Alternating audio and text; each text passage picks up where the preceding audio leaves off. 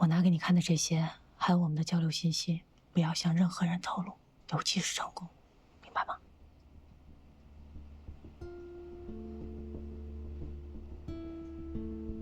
这件事儿，你还在调查？捕猎案当天，成功就向警方报警，坚称被人诬告陷害。我们根据掌握的线索，争取查清真相，给成功一个交代。如果有证据证明报警人捏造事实、虚假告发、意图陷害的话，那他会被追究法律责任。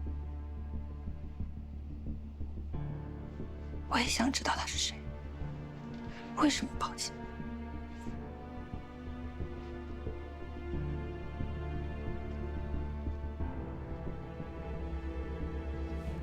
还有一个问题，我想问你：事发当晚在现场，我第一次问你是不是强奸时，你为什么没有立刻否认，而是等到做完体检，到派出所做笔录才予以否认澄清？为什么不当场说清楚呢？如果你当场否认的话，就没有后面去做体检、去派出所和被媒体曝光一系列的事儿了。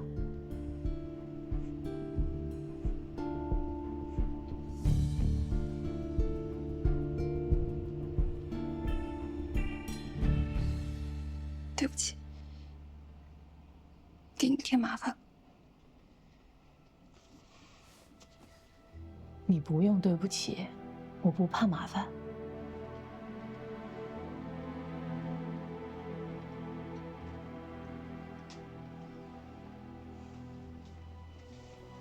行，那我先走了。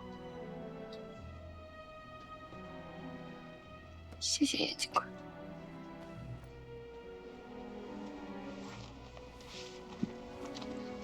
你休息吧。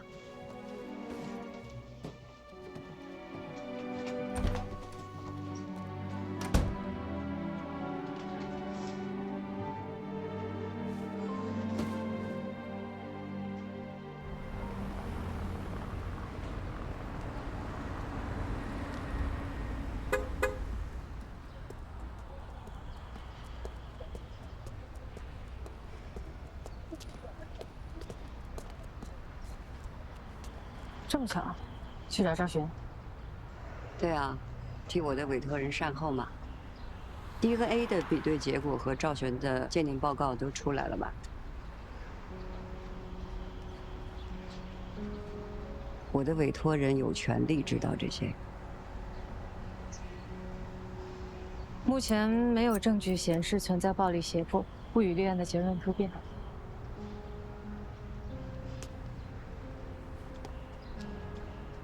哎，你来找赵寻是让他辨认报警人的身份吧？我的委托人也有权利知道报警人的身份和他的作案动机。你们是有权知情，但要在警方掌握证据，并且确认报警人构成主观恶意，涉嫌诬告陷害后，关于报警人，我目前不能向你透露任何信息。那你为什么找赵寻辨认呢？作为共同受害人，成功和赵寻为什么会被区别对待？如果是诬告陷害，那他和他同为受害人不假，没有区别。但如果有另外一种可能，不存在诬告陷害，那报警人的动机很有可能是为了保护赵寻。在这种可能性里，赵寻和成功当然要被区别对待。也因为不排除这种可能性，你我现在依然是潜在的对立方之间。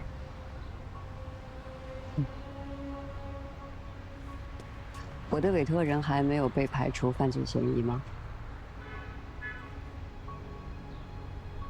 有一个问题我一直想要问你，如果我能回答你，从你接警到现场做出传唤处置，再到几小时后警方不予立案，以你的观察，为什么赵寻到了派出所做笔录的时候才否认强奸，而不是在案发现场第一时间就否认这一点？如果他第一时间就否认这一点，就不会发生后面的一系列事件。我想你我有同样的疑问。你问他了吗？他怎么回答的？还有一个问题我想问你，事发当晚在现场，我第一次问你是不是强奸时，你为什么没有立刻否认，而是等到做完体检，到派出所做笔录才予以否认澄清？为什么不当场说清楚呢？如果你当场否认的话，就没有后面去做体检、去派出所和被媒体曝光一系列的事儿了。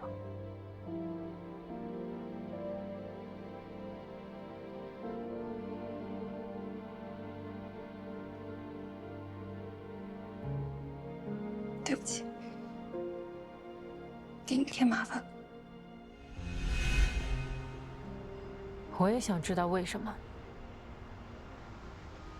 再见。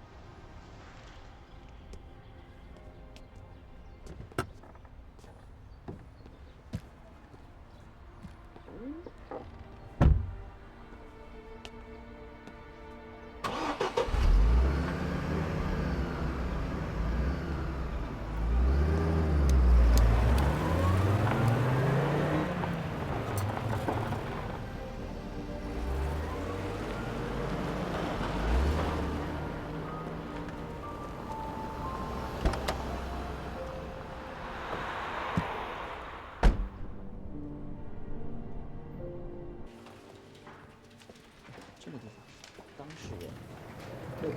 这个对，这得改。哎，好，下边是杨明。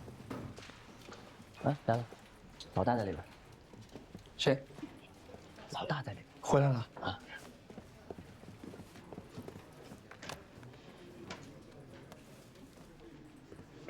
还有这儿也去。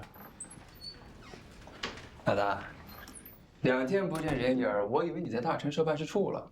怎么，今儿有空回家坐坐？那边的雷评的差不多了，还是家里有你惦记的人呢？新买的衣服啊？对呀，这不错吧？颜色不错，搭配的也不错。那太好了。我刚才去见赵寻，跟他协商善后协议。不顺啊？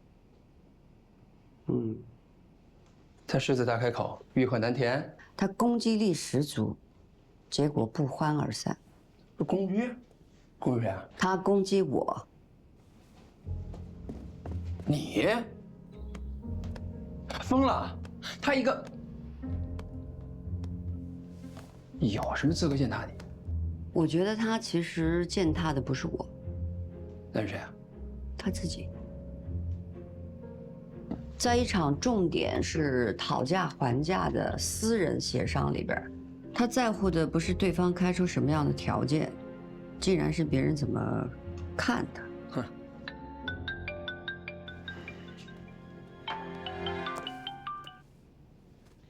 哎，李总你好。喂，林律，快讯的流量刚才把爆料的电话给我了，是一段30几秒的音频。好，我马上过去啊。送你们一个超级大瓜，就在大城大厦，那帮发生一起强奸案，董事长强奸女下属，有人向警察报警了。你们如果不想错过这个大爆点，动作就快点。是大成股董事长成功吗？你们消息属实吗？流量说他找了各种关系，花了大价钱，才从一个公众号的手里买到这个录音。鬼才信！他们赚了流量，还想落一个人情。其实这段录音应该一直就在他们手里，压了几天才拿了出来，演得跟真的一样。他就那么一说，你就那么一听吧，都是场面上的人，以后还要过事儿，心里明白就行了。他这个爆料音频已经做过这个变声处理了，所以很难分辨。爆料的电话号码是什么？金融街附近的一个公用电话亭的号码。那他是几点钟打的？凌晨1点45。我们已经通过特殊的手段查到了这个电话亭的位置。电话亭所在的街道不宽，是东西走向。电话亭在马路的南边。我已经派人到现场拍了照片和视频，我发给你啊。这条路上应该会有很多市政或者是交通的监控探头。那如果报警人用的也是这部电话的话，那公安机关早就对周围的探头做过检查了。但是警方不会给我们看监控录像的。可是我报案了，警方查到爆料人的信息，难道不应该通知我吗？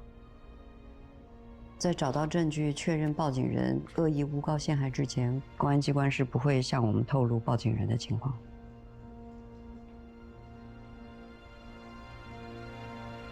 你看，你上午去赵寻家，协议签了吗？没有。为什么？有什么问题？赵寻还是他的父母？赵寻，他对协议的态度不是很明确。不是很明确，怎么讲啊？对提的条件不满意吗？他几乎没有跟我讨论过协议的内容。不可能啊！上次见面我安排他们全家出国，他完全没有反对，也没有拒绝。他的真实想法好像跟你想的不一样。我就说了，他不简单，他现在就是故作姿态，这是他谈判的策略。林看，你觉得他这种态度意味着什么呢？我对他其实不大熟悉，我还要跟他再接触接触，所以目前不知道。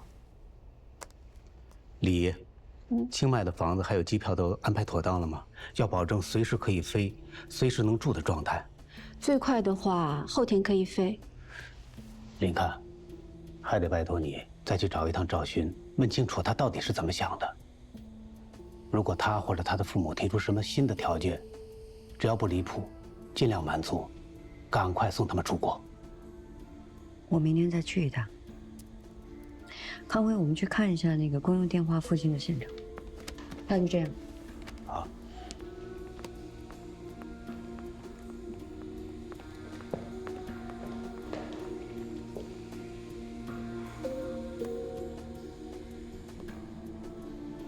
长工，我跟你说过，赵寻他有问题。哎呦，我还有资料要看，你不是要开会吗？去开会吧。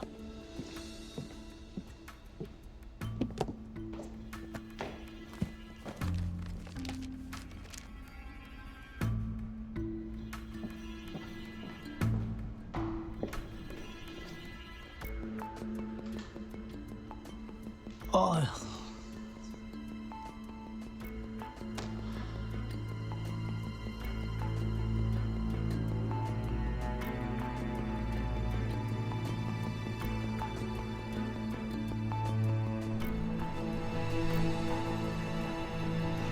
那个家伙肯定是先来这儿踩过点儿，知道就这一步好使，有备而来。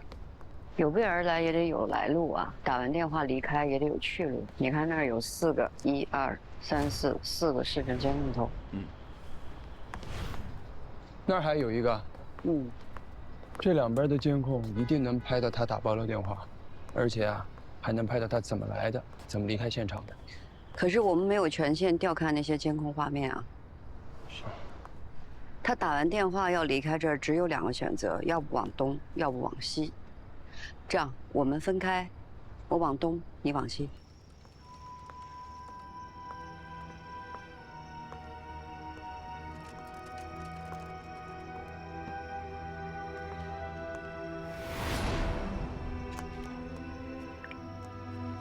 康慧，你快到我这边来，我发定位给你。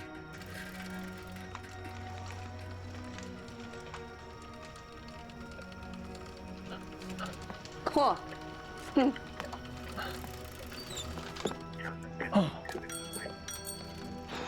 你那边怎么样？有发现吗？我找出挺远了，什么也没有发现。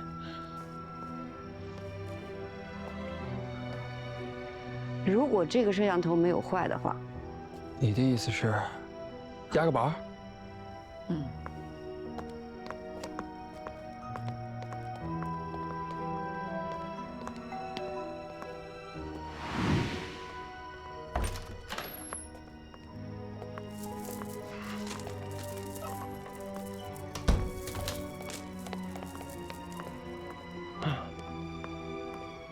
没想到，人真的把这个监控的录像视频给到咱们了。老大，厉害呀！收下我的膝盖吧。你看啊，李怡给我们的讯息是，那个爆料人1点45分在电话亭打了电话，但是我们看到的这个人是1点53分出现在这个监控里。那你怎么能够确定在公用电话亭打电话的那个人和来这儿的这个人是同一个人？猜啊，不靠谱。不靠谱。那我们可以量啊，我们可以看看从那个监控到电话亭是多长时间。聪明。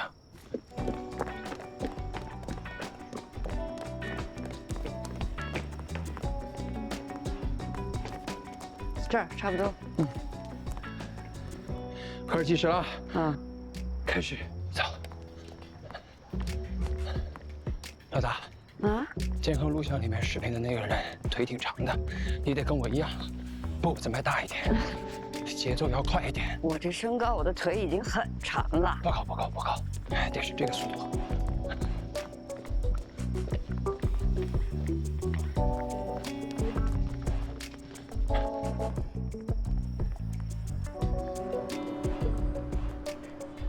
老大，快跟上。在。快到了。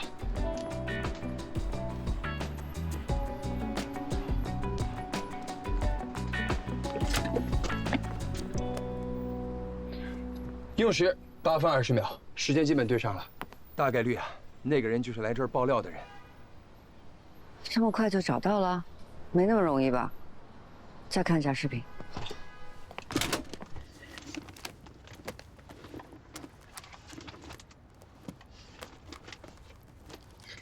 你把时间点拉到这个1点45分。好。从这儿开始。啊。没有人。往前拉一点。48也没有人。哎，对，出现了。我再看一下。这个人穿了身黑色的雨衣，黑色的雨靴，他还戴了口罩，这是故意遮挡自己的面容。我刚才好像看他抬了一下头，你往回来拉一下。哎，就是这儿，对对对，放他。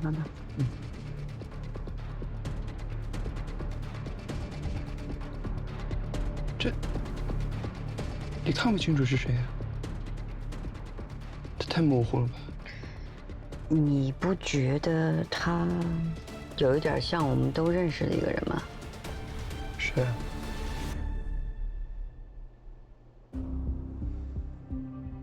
你觉得他像谁啊？我觉得他像您刚离职的贴身保镖尹生。你觉得他像尹生？对，我见过尹生几次。虽然这个人戴着帽子、戴着口罩，但是从他露出的眼睛和他的身高、身形，还有走路的样子，我觉得和尹生非常的像。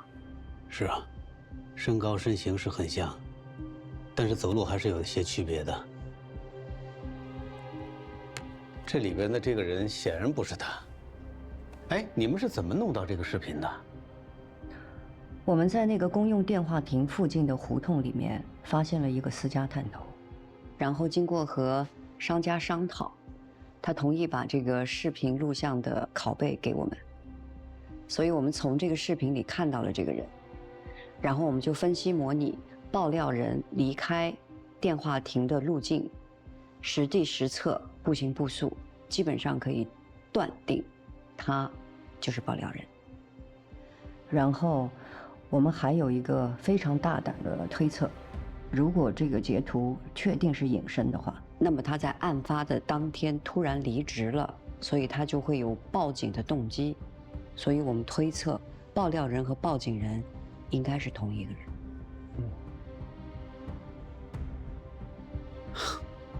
你们这个推测太大胆了。是啊，我想知道你们是怎么模拟的，认定他是爆料人的依据是什么？这个人经过监控探头的时间是凌晨1点53分，打完爆料电话后的8分钟。因为这一路都没有市人监控，是打完爆料电话后离开公用电话亭最快、最安全的路线。而且我们也亲自测试过，从监控走到公用电话亭的时间差不多是8分钟左右，时间基本吻合。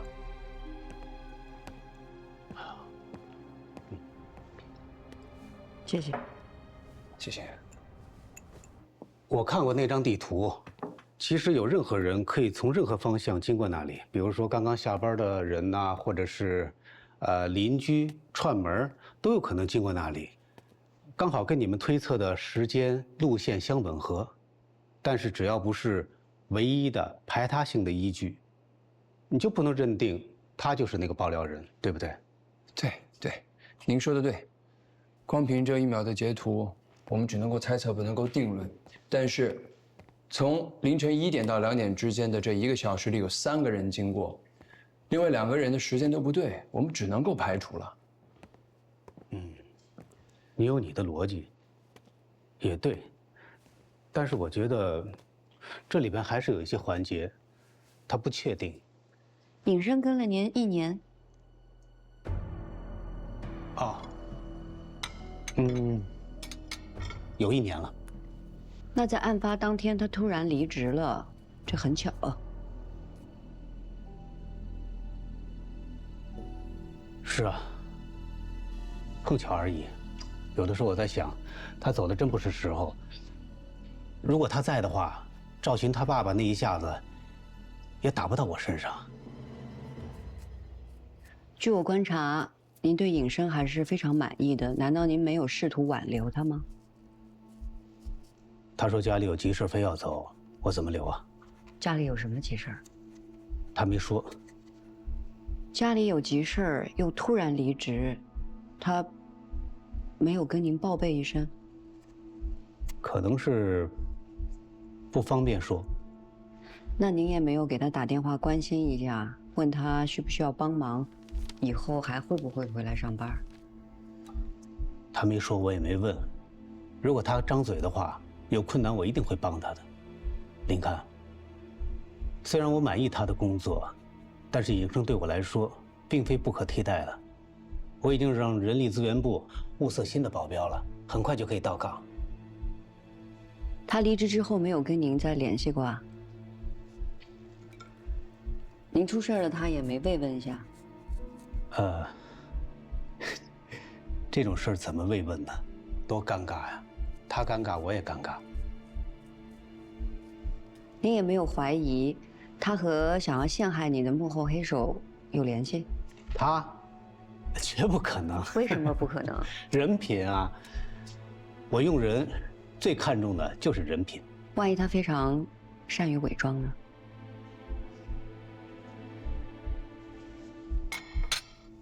这样吧，林看，为了小心起见，我让李怡再去查一下尹生。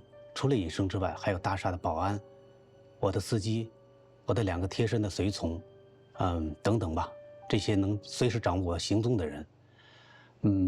不但查他们，还要查他们的家属。全让李怡去办，你的心思要放在赵寻的身上，知道吗？搞定那个协议，赶快送他们全家出去。好的。好。那我们走吧。陈董，那我们先走了。好。晚安。好，有什么情况随时联络。好。辛苦啊。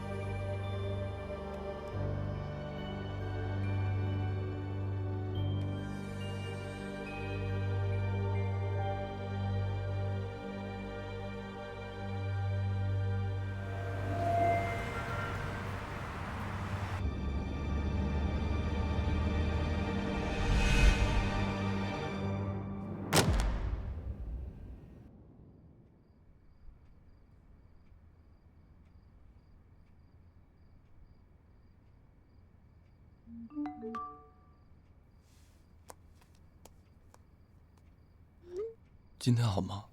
我刚下班，能去你家看你吗？抱歉，我爸妈已经睡了。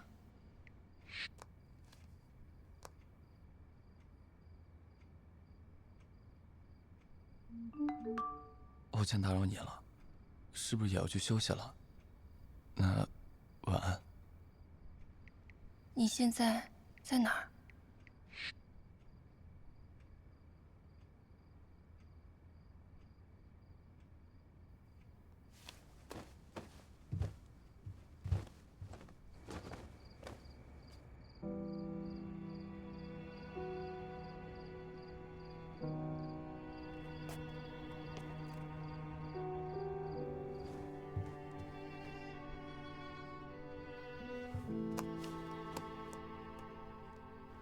等我，我下来。那冲突纠纷的事儿怎么解决的？你想好怎么办吗？怎么办？你不打算报警，跟警察说你被他？我说不清楚。说不清楚什么？说不清楚就让警察去查。查？让我一遍遍回忆。不想让别人知道，我就是那个打马赛克的人。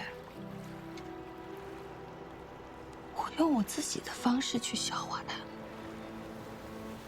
这事儿怎么消化啊？你的方式又是什么？是藏起来，一言不发，忍气吞声？这都过去好几天了，连你爸还会找他去算账，你就真的不打算做什么吗？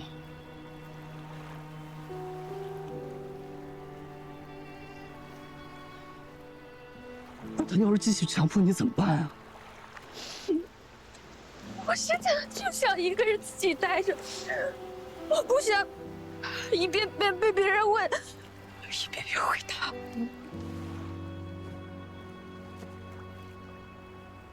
我明白了，你的方式就是当成什么事情都没有发生，就像你之前所有的纠结，到最后都无声无息的被埋起来、藏起来。我也明白了，你爸和他的纠纷到底是怎么解决的。他一定开出一大堆安抚条件去摆平这件事。你在犹豫，打算接受，还是说你要像这3个月以来，无论发生什么，无论如何你都不会开口，无论如何你都说不出来一个不字。于是，他把你的承诺当成是你情我愿，于是，你成为现在大家公认的他的情人。现在的你，到底是那个被权势倾压、职场性骚扰的受害者，还是说你本身就想走捷径、攀高枝，又装无辜的又当又立？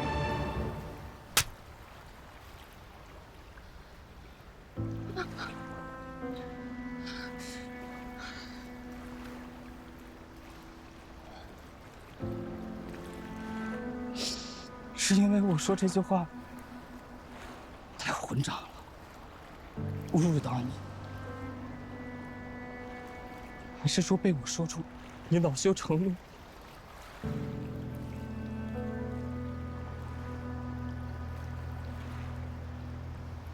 我多希望是第一种。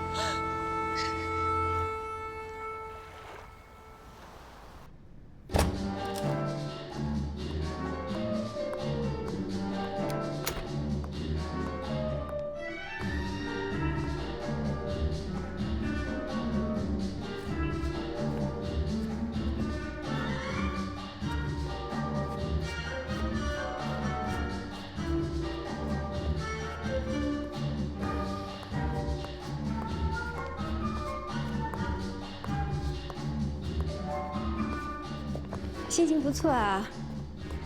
股票回涨，当然得喝一杯，差点毁了我，好在及时的挽回了。你还割了一大块肉，离婚了。本来就是他的，分给新路一半，现在他占股只比你少了0.4%，但是权重几乎跟你平起平坐。你就不担心他要的不是离婚补偿，而是公司的权利吗？不用担心，新路没有这个野心，否则的话也不会7年之前回家带孩子去了。他的保票可以打。好啊，恭喜你负担。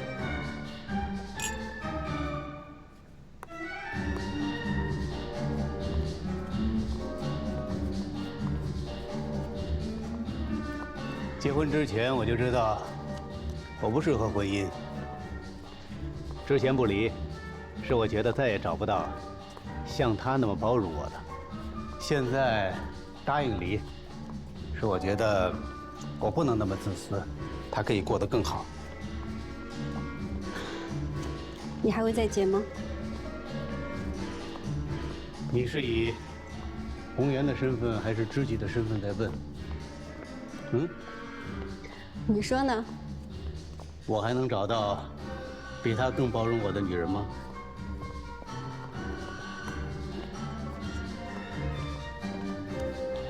无论如何，你都不会改变你自己，是吗？哎呀，人为什么一定要结婚呢？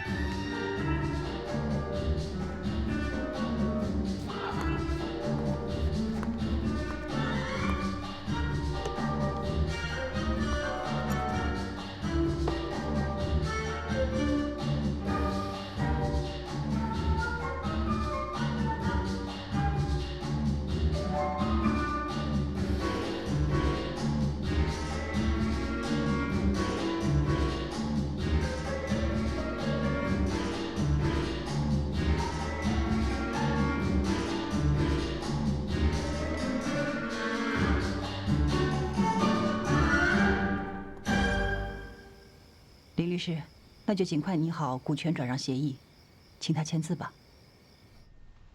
没问题。需要几天3天。好。那一致行动人协议的修改更新是否也做出来让他一起签了？那个不着急，我答应他延后完成股权变更，等我们宣布离婚时再公告股权转让。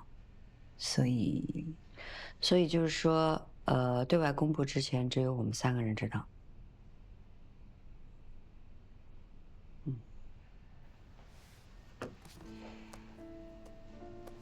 你看，你知道我想干什么，对吧？我的职业立场要求我在客户之间保持中立，对于客户的选择不予置评，对于知道的信息严守秘密。可是我听到你心里有个声音。那我先去准备了。再见。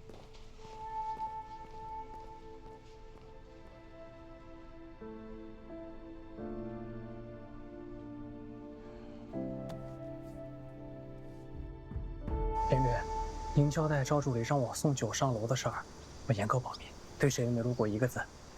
太好了，真的谢谢你，谢谢你。哎呦，林律您太客气了，能跟您说上话是我们的荣幸。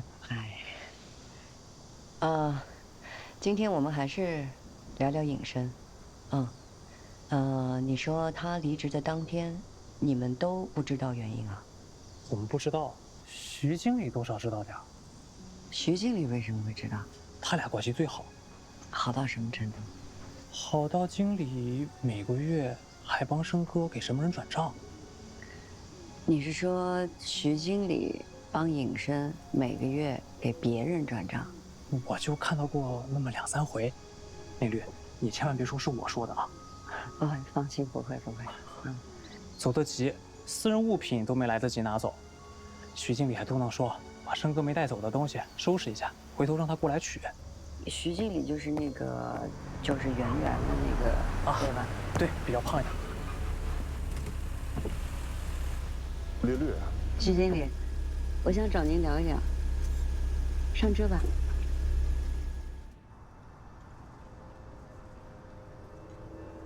后来尹生来找您拿他自己的东西了吗？没来，东西还在我工作柜里放着。谈起尹生，让你很为难啊？没有。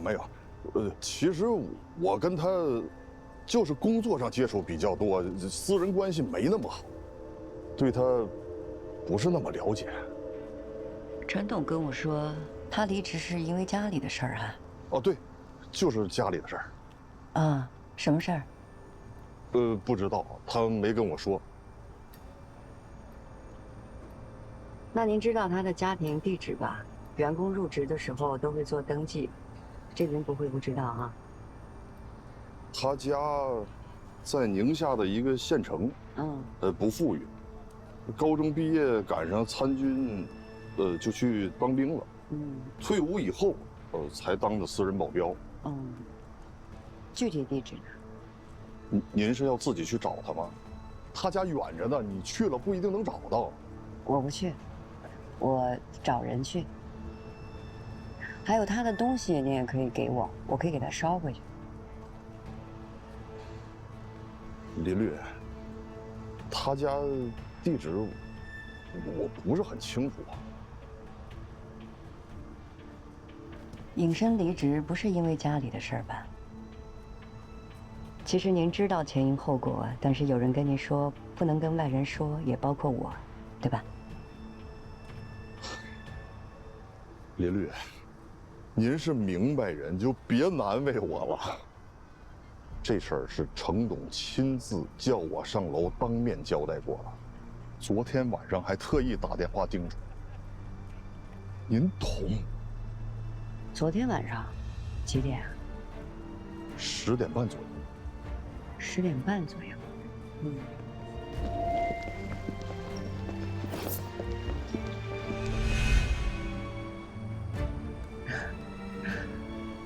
我明白了，我就不为难你了。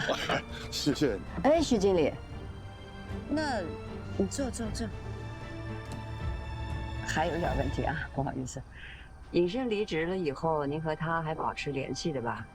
他找到工作了吗？住在哪儿？这跟陈董没关系，你可以告诉我。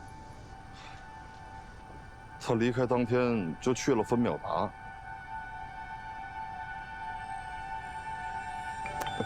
不好意思，我接个电话。哎，徐经理啊，运营部打起来了，让保安部派人上去制止啊。打起来了？谁跟谁啊？什么情况？别管！退后啊！退后！有话好说，有话好说，把椅子放下！放下！什么？好好说话，好好说话！把椅子放下！把椅子放下！唐总，这事儿跟您没关系。要不是因为他嘴贱，我不可能动手。你先听我的，把椅子放下。你别激动，好吧？伤口这么深，血根本止不住。放下！你们去人卫医院，报警！我马上报警，把我电话拿来。报啊！我现在就报。喂，110吗？我要报警，蓄意谋杀。往后退。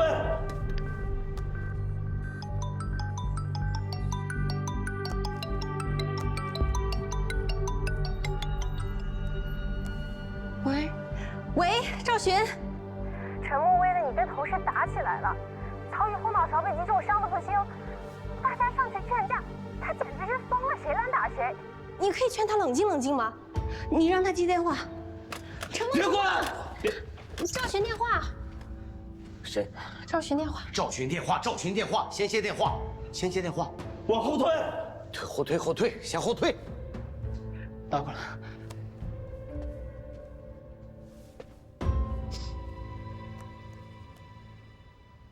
喂，你为什么打架？他们说你，你就不能当听不见吗？我像你一样把头埋在沙子里当鸵鸟是吗？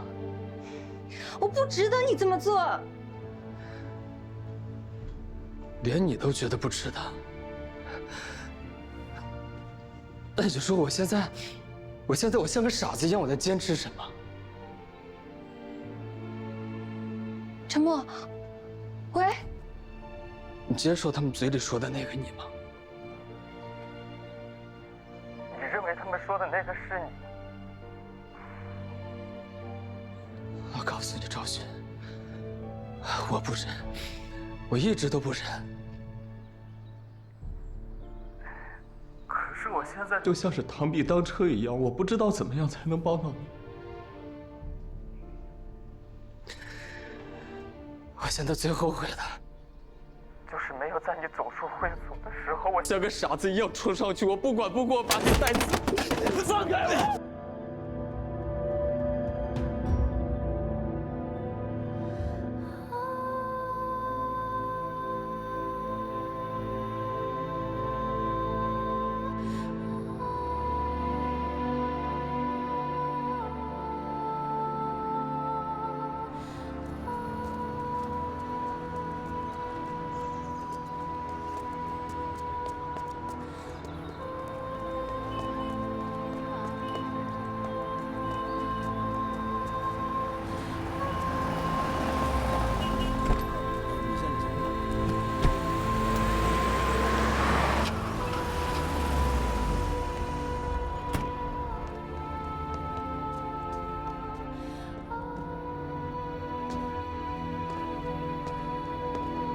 赵助理，您怎么来了？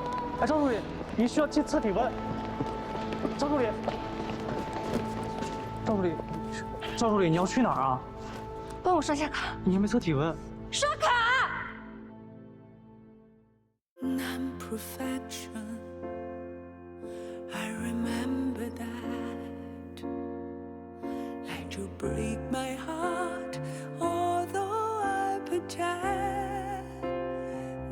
To be her non-perfection, I still think of that. You down octave and turn the key too high. Ooh.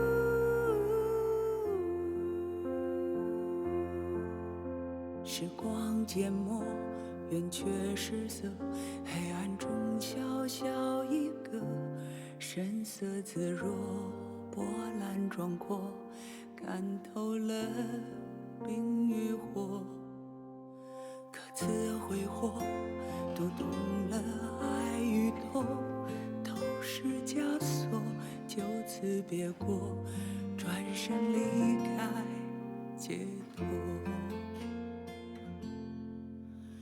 让过去的过去投生于将来，按下暂停键，重新决断，让此刻的延续出发去下一个。有谁能完美，能放下狼狈，人生在沉浮中起落，体会爱的滋味。有谁能完美，就让它完美。爱无畏，心有愧，让时间